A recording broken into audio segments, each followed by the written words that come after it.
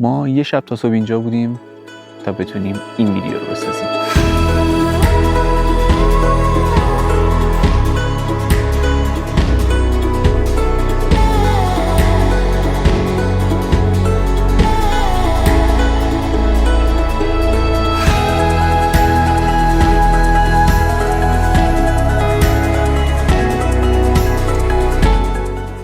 من حمیدرضا کاظمی رات هستم و اینجا انبیافی.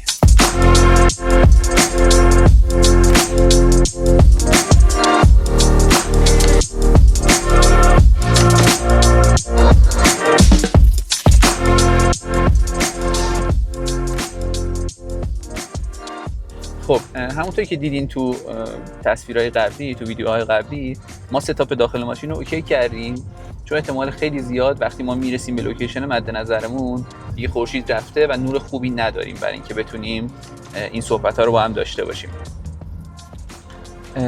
و در طول این مسیر قراره اینا رو با هم صحبت بکنیم و ببینیم که برای ریکورد یه تایم لپس تمیز از کهکشان راه شیری دقیقاً باید چه مواردی رو رعایت بکنیم.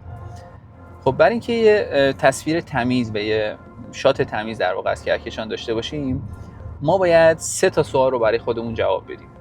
یک اینکه کی باید بریم، 2 اینکه کجا باید بریم و 3 اینکه با چه تجهیزاتی باید بریم برای ریکورد یه تایم لپس. اول بریم سراغ سوال اول، اینکه کی ما میتونیم یه تایم لپس تمیز از کهکشان بگیریم. مهمترین نکته برای اینکه شما یه تایم لپس تمیزی داشته باشی اینه که اصطلاحاً شما آلودگی نوری خیلی خیلی کمی داشته باشی و نداشته باشی. حتی برای این کار وقتی بعد زمان رو در نظر میگیری، شما عملاً در طول 1 ماه 2 شب یا نهایت 3 شب فرصت داری که از بابت نوری شرایط ایدئالی داشته باشی که بتونی کهکشان رو ببینی.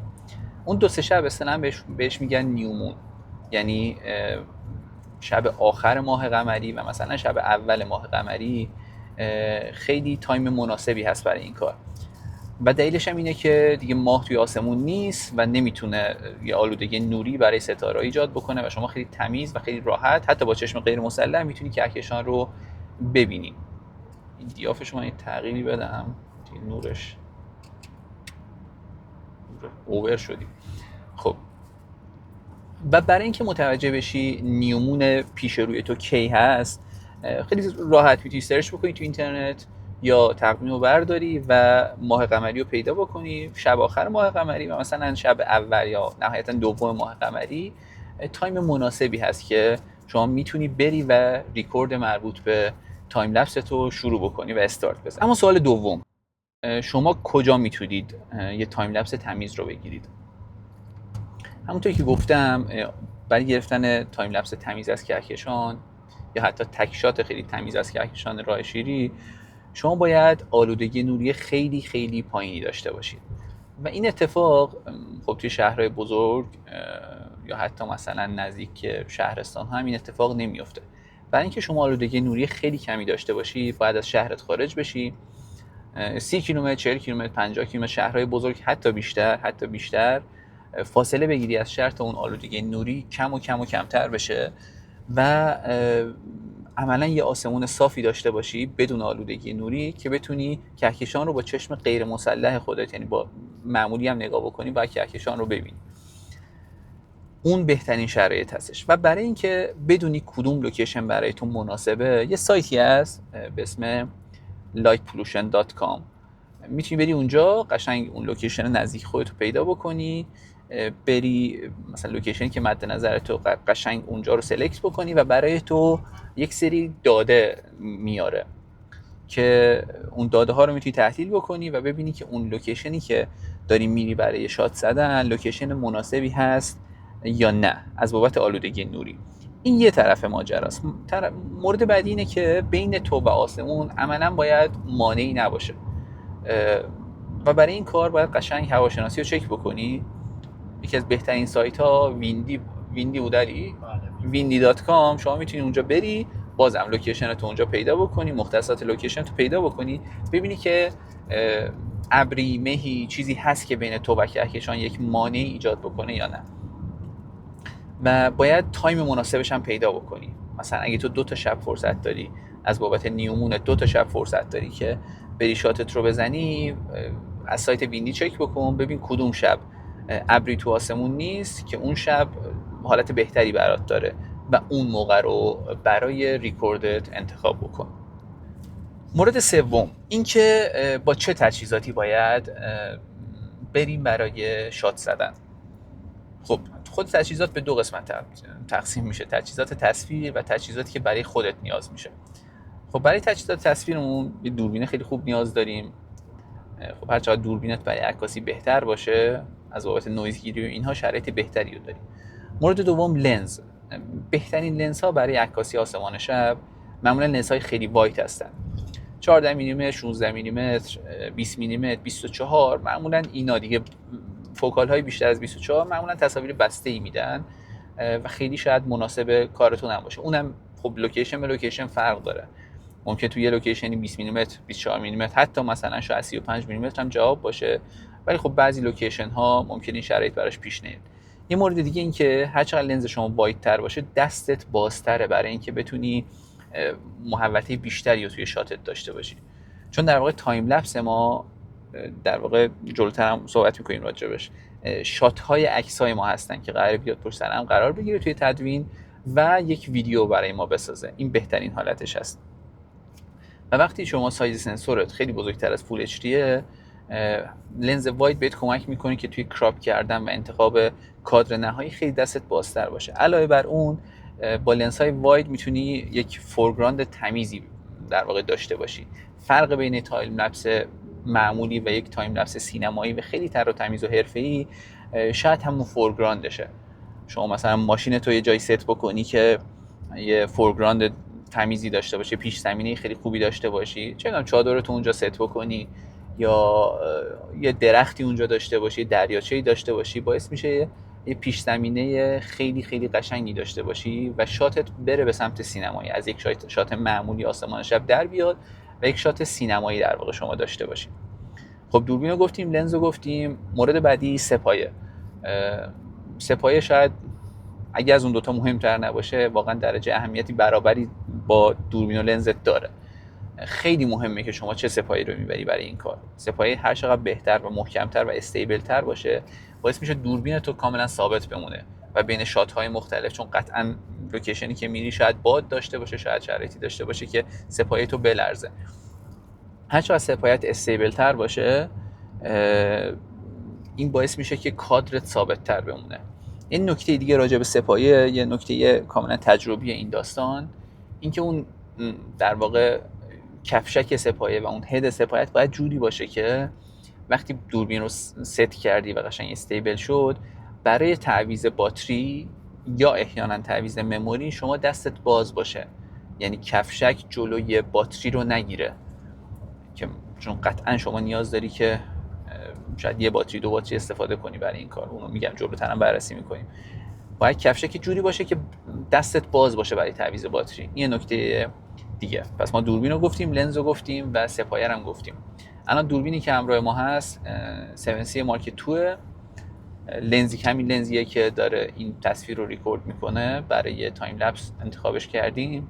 جی مستر 14 میلیمتر جی مستر f1.8 و سپایه‌ای که همراه خودمون آوردیم سپایه سینمایی ساچلره، چون نسبت به سپایه عکاسی منفرتویی که داریم تحت عنوان سپایه دوم ازش استفاده میکنیم استیبل تره و محکم تره و جلوی باد و اینا خیلی مقاومت بهتری داره.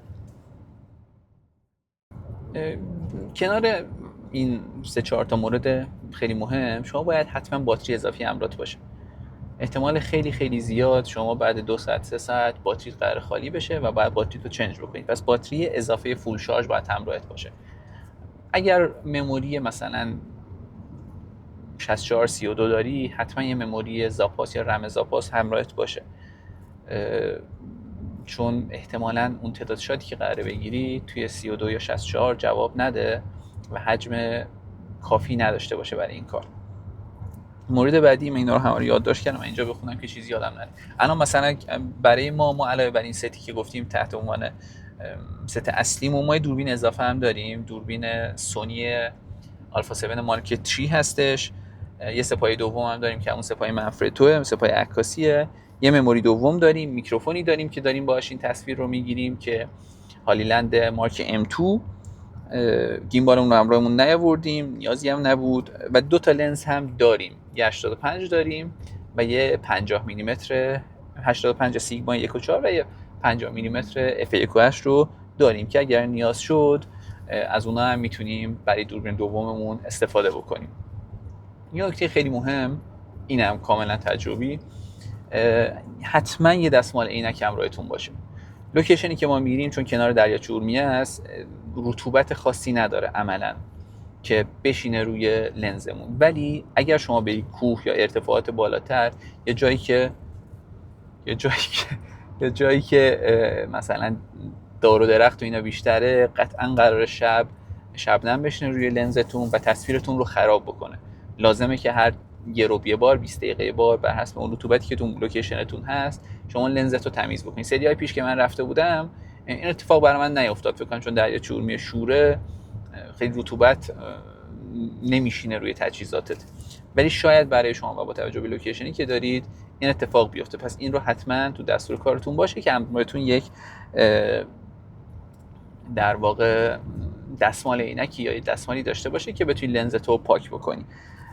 کنار این تجهیزات تصویر شما یه سری تجهیزات برای خودتون هم باید داشته باشید. حالا چادر، زیرانداز، صندلی یا هر چیزی که نیازه، حتما لباس گرم یا پروژکتور، لباس گرم بادگیر، این خودش خیلی خیلی اهمیت داره. هدلایت اگر داری میتونی استفاده بکنی. اینا تجهیزاتی هستن که برای خودتون هستن. شاید هم منطقه شما اصلا خیلی سرد نمیشه و خیلی نیاز به این تجهیزات نیست، ولی خب تجهیزات تصویر چیزیه که مشترکه و هیچ ربطی به لوکیشن نداره. حتما باید این تجهیزات همراهتون باشه. نکته خیلی مهم تنظیمات دوربین شما است. کلا برای عکاسی آسمان شب و کهکشان تنظیمات شما کاملا باید منوال و دستی باشه. شما باید روی فرمت را عکاسی بکنید که بهترین کیفیت رو داشته باشید، توی ادیت دستتون باز باشه و تنظیمات فوکست حتما باید روی منوال باشه، چون دوربین قطعا قاطی میکنه اگه رو حالت اتو فوکس باشی. باید روی منوال باشید و یه شات بزنی ببینی فوکست دقیقاً کجاست. میتونی از ویو فایندرت نگاه بکنی یا مثلا یه شات بزنی ببینی فوکست دقیقاً کجاست. اگر از ویو فایندر نگاه میکنی اون حالتی که یه ستاره رو سلکت بکن، انتخاب کن و در واقع قطر اون ستاره وقتی پایین ترین حالتش باشه در واقع فوکست کاملا درسته و همه ستاره ها خیلی فوکس و خیلی شارپ تو تصویرت میافتن.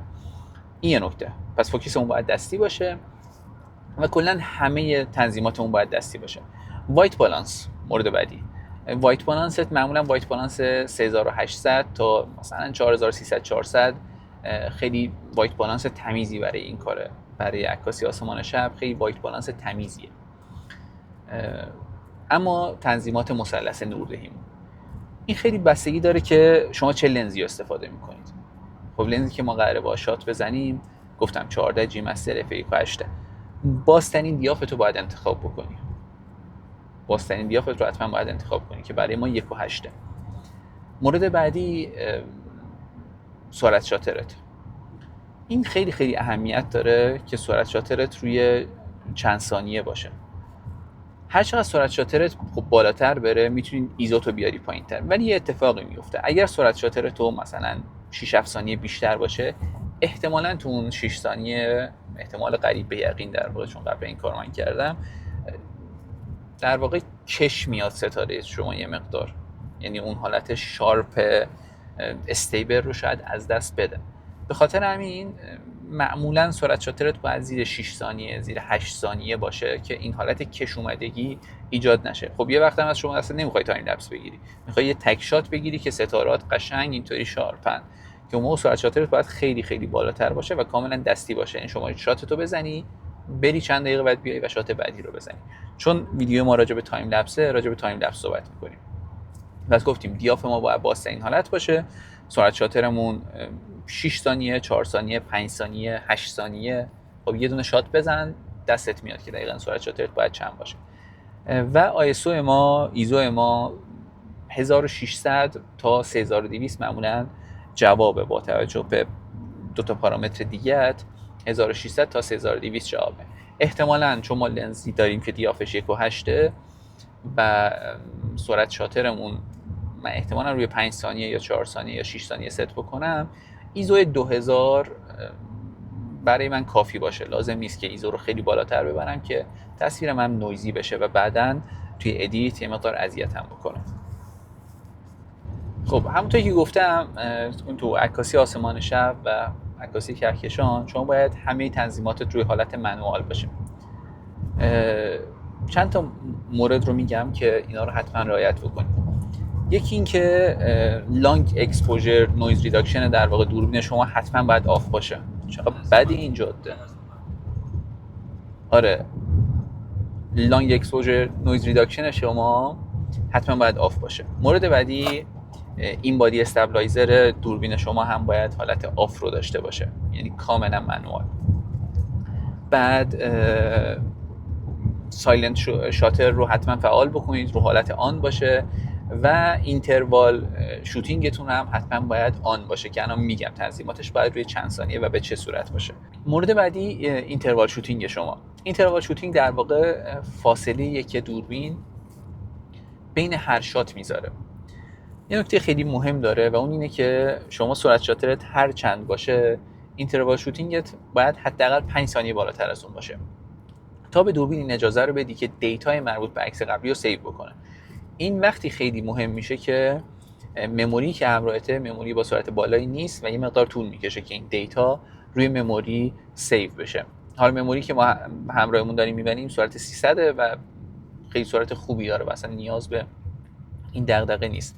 منتها من مثلا اگه بخوام رو 6 ثانیه سرعت شاترمون ست بکنم اینتروال شوتینگ رو بیشتر میکنم که بین شات های مختلف دوربین هم یه استراحتی بکنه، هم اینکه در واقع یک مقدار از زمان بگذره. شما باید بدونی که چند ثانیه میخوایم تایم لپس بگیری. مثلا من 30 الی 40 ثانیه یا 45 ثانیه تایم لپس داشته باشم و قرار در نهایت تبدیل به یک ویدیوی 25 فریم بشه. خب این حساب کتابا رو دوربین توی منوی خودش برات انجام میده.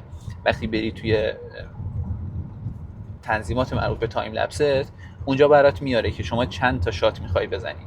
من یه حساب کتاب میکنم، معمولا برای این کاری که لازم دارم 750 تا شات جوابه، ولی خب تا 1200 احتمالاً دوربین رو روی حالت عکاسی نگه دارم تا دستم بازتر باشه برای تدوین ویدیو. در نهایت این شات ها دونه دونه میاد توی نرم افزار.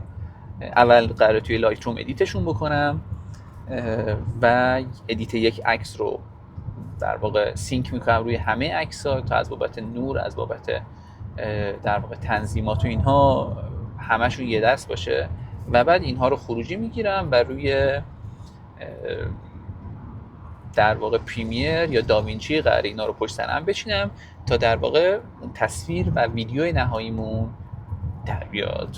خیلی مخلصم. امیدوارم که صدام خوب بیاد. فقط صرفا به عنوان کسی که علاقه‌منده نظرمو بگم، من فکر می‌کردم خیلی مثلا چیز ساده‌ایه. اصلا این نکاتی که شما میگفتید من میگفتم آقا میریم اونجا دوربین رو میذاریم رو سپایه، خب اوکی دیگه، سرعت شاتر رو یه جوری تنظیم می‌کنیم، از چت جی پی تی می‌پرسیم می‌زنیم میگیره. ولی اصلا یه نکاتی بود که برای کسایی که علاقه‌مندن قطعا خیلی جذاب بود به نظرم که آره واقعا همینه. واقعا اون نکات ریزی که صحبت کردیم راجبش، از وایت بالانس گرفته یا تنظیمات منوال یا اینکه مثلا این بادی استابلایزر دوربین تو باید آف بکنی، همه اینها در نهایت باعث میشه که یک تصویر خیلی خوبی داشته باشید. در واقع بین یک تایم لپس معمولی و یک تایم لپس خیلی سینماتیک و حرفه‌ای همین جزئیاته که تفاوت ایجاد میکنه.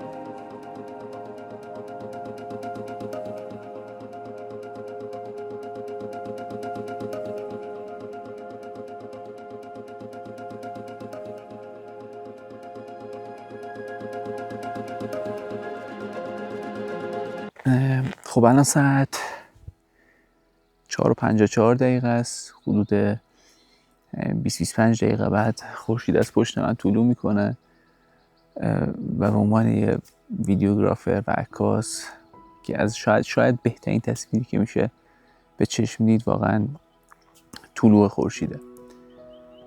تا خورشید طلوع بکنه تو این تایم که دارم رو بچه ها خوابیدن، میخواستم یه سری نکات دیگه راجع به ساخته تایم لپس خوب از کهکشان رو باتون در میون بذارم. خب نکات تکنیکی راجع به جزئیات کار، راجع به انتخاب تجهیزات، انتخاب لوکیشن و اینا رو با هم صحبت کردیم تو اول ویدیو. چند تا نکته دیگه هم من میخوام اضافه کنم به این داستان. یکی از مهمترین قسمت‌های انتخاب لوکیشن برای شما بحث امنیت شما از بابت امنیت خودتون و امنیت تجهیزاتتون هست. ببینید لوکیشنی که انتخاب میکنید باید لوکیشنی باشه که قبلا رفتین اونجا، چند بار رفتین، یا حداقل افرادی که کاملا بهشون اعتماد دارید اونجا رو تایید میکنن. چون تو این شرایط قیمت تجهیزات و داستان‌های مختلف مربوط به موارد اقتصادی و مالی جامعه واقعا نمیصرفه شما برید به خاطر یک ویدیو خدای نکرده اتفاقی بیفته تجهیزاتتون رو بدزدن، اذیت بشین یا اینجا یا از این قبیل موارد. تا صبح من بیدار بودم به خاطرم اون نمیتونم خیلی خوب جمله بندی بکنم و ممکن اصلا شما برید تو لوکیشن و هیچ اتفاقی هم برای خودتون یا تجهیزات نیفته. ولی اگر لوکیشن شما از بابت امنیت برای شما یک اطمینان 100% رو ایجاد نکنه، شما دائما تو استرس خواهید بود. یعنی جدا از این که باید حواستون به شات هاتون، حواستون به قاب بندیتون، به نورتون و بقیه موارد باشه، انگار یک استرس درونی هم همیشه دارید که نکنه الان اتفاقی بیفته، نکنه کسی بیاد این صدا چی بود، این چی بود، اون ماشین که داره میاد چیه و از این قبیل داستان هم. ما خودمون برای این ویدیو هم این مورد رو لحاظ کردیم. خب لوکیشنی که ما اومدیم، لوکیشنی که بالای 10 بار من خودم اومدم شات زدم یا همینطوری صرفا اومدم شب و موندن کمپ کردیم یا این داستان ها. شاید از بابت نوری یک لوکیشن 100 نباشه، به خصوص که یک جایی که یک لوکیشنی که حالت کمپینگ و گردشگری اینها هم داره. خب داخل ویدیو هم مشخص هستش که چند تا اکیپ دیگه همین اطراف بودن، خب قطعا رو کار ما تاثیر گذاشتن و ویدیو شاید اون صدی که فکر میکردیم نشه از بابت نوری. ولی خب اینکه بتونیم همین کار انجام بدیم بدون هیچ آسیب دیگه ای واقعا یک نکته مثبته. این رو همیشه توی کارتون لحاظ بکنید. مورد بعدی که تا حدودی مثل مورد اوله، سعی بکنید برای همچین کارهایی و برای همچین ویدیوهایی هیچ وقت تنها نیایین. درسته من اونقدر کله خراب بودم که بارها تنها اومدم، ولی خب اتفاقه، به قول پدر مادر اتفاقی بار میفته. واقعا میگم اونقدر تجهیزات گرونه و اونقدر شرایط خرید تجهیزات الان پیچیده و سخته که واقعا از دست دادن حتی یک مموری ساده، یک رم ساده واقعا آسیب خیلی زیادی به آدم وارد میکنه. سعی کنید با 2-3 تا از دوستاتون، کسایی که کنارشون احساس امنیت میکنید یا میتونن کمکتون کنن تو شرایط اضطراری، بیاید تا اگر مشکلی هم پیش اومد بتونید به هم دیگه کمک بکنید. من یه توضیح کلی هم راجع به ساخت ویدیوهای تایم لپس بگم. خب ویدیوهای تایم لپس در واقع یک تعداد شاتی هستن که شات عکسی هستن که پشت سر هم قرار میگیرن تحت عنوان فریم ویدیومون و ویدیوی نهایی رو برای ما میسازن. برای این کار ما اصلا حدود 1250 تا شات نیاز داشتیم. صبح بخیر نیما. صدای من بیدارت کرد؟